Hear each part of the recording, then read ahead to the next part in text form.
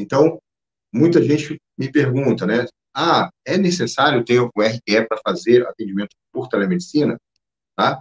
Então, vamos falar um pouquinho aí sobre essa questão que nos mandaram, né? Todos os médicos podem utilizar a telemedicina na sua rotina, né? Tanto os médicos clínicos gerais, especialistas de áreas clínico-cirúrgicas, cirurgiões, tá? O RQE, ele é para fins de publicidade, né? Das especialidades, né? Então, para isso, né, é que você deve ter o seu RQS, você vai fazer um anúncio da sua especialidade, né? Então, sou urologista.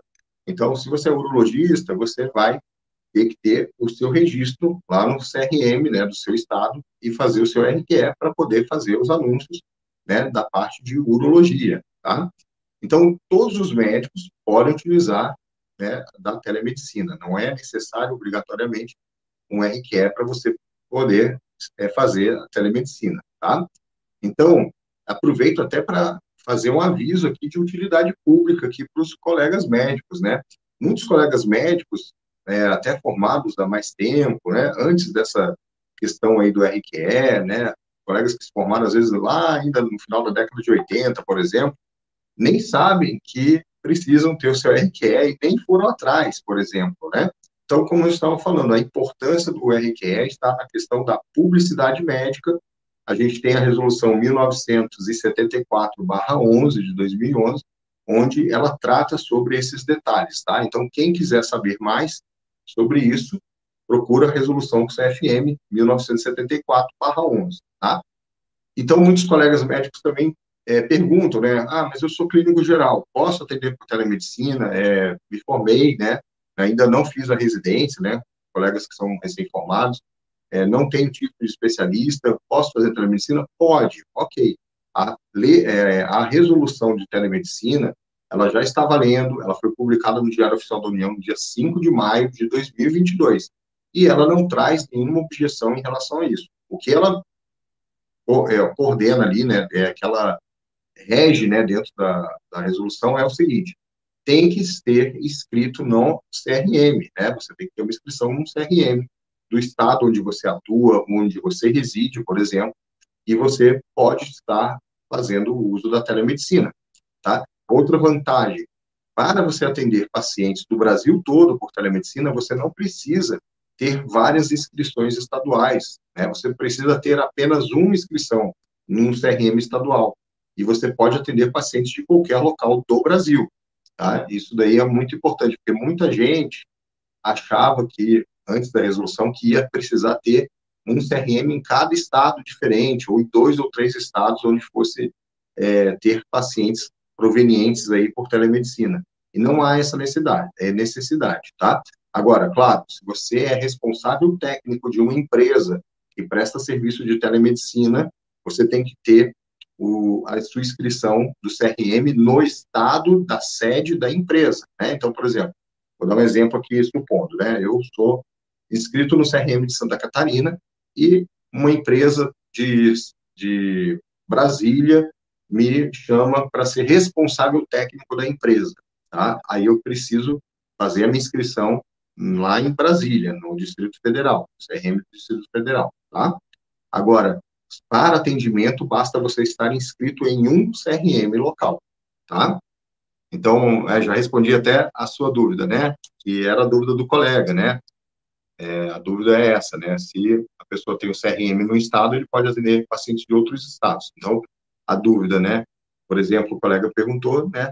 Ele é do Rio Grande do Sul, se poderia estar atendendo de outros estados, pacientes de outros estados. Sim.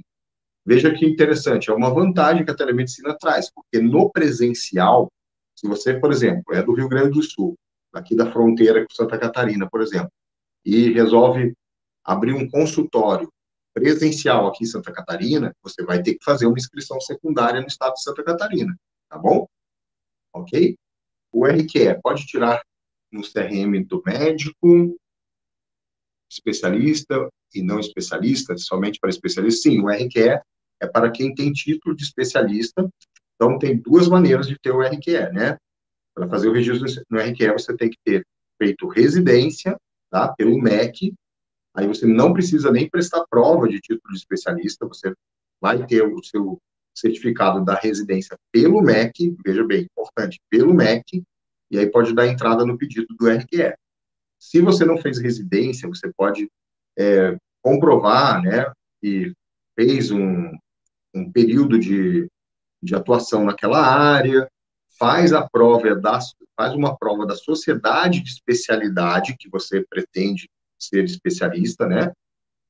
Uma sociedade de especialidade conveniada, né? Da AMB, filiada à AMB, a Associação Médica Brasileira, e aí, tendo o título da sociedade, né, de especialidade, por exemplo, eu tenho o título da Sociedade Brasileira de Medicina de Família e Comunidade. Aí, com esse título, eu dou entrada no CRM local e solicito o meu RQE. Eles analisam toda a papelada, dando tudo ok, vai emitir o registro, tá? O RQE, tá certo? A lei na medicina, ela é de 1957, tá? A lei que rege a medicina, tá? É a lei 3268 de 1957, tá? Lei 3268 de 1957. Lá, ela dispõe de várias coisas, tá? Entre elas, ela diz que o médico, uma vez inscrito no Conselho de Medicina, no Conselho Regional de Medicina, ele pode exercer a medicina de forma plena, tá? Então, o que, que diz no artigo 20, né, da lei 3268, né? Desculpa, não é o artigo 20, é o artigo 17. Artigo 17 da lei 3268. 68. Os médicos só poderão exercer legalmente a medicina em qualquer de seus ramos ou especialidades após o prévio registro de seus títulos, diplomas, certificados ou cartas no Ministério da Educação e Cultura e de sua inscrição no Conselho Regional de Medicina, somente cuja jurisdição se achar o local da atividade, tá? Então, a lei traz que o médico pode exercer. O RQE é uma questão de publicidade, tá? Não de exercício, tá? A publicidade da especialidade. Então, se o colega tem um caso, né, de saúde mental e está atendendo, ok, você pode atender o caso de saúde mental, não tem problema, você é médico, né?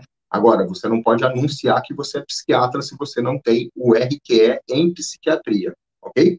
Atender, você pode atender, né? Aí, claro, é da sua alçada, você tem competência para atender, você pode dar continuidade naquele atendimento, ok. Agora, você vê que é algo que você não tem como dar continuidade, você precisa de uma avaliação de um colega especialista da área, você vai encaminhar, tá? Agora, você não pode anunciar, tá? É diferente, tá?